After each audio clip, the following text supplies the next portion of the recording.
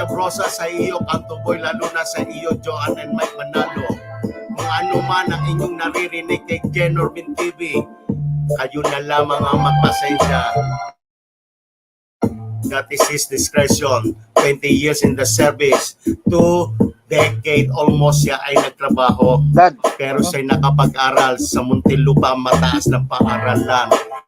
Kolehiyo siya. Graduate siya ng business management. Ang pangalawa, computer science pa rin pala. Ayan. Eto na, Jennerby, maraming salamat sa iyong pangunawa. Alam namin matalino ka, pero minsan di ka namin mapigilan, di ka namin tuturuan. Dapat magalit ka rin sa katuwiran. Hello, shout out Pinoy! Thank you. Madaling na. Thank you. That's it. Nakapagod.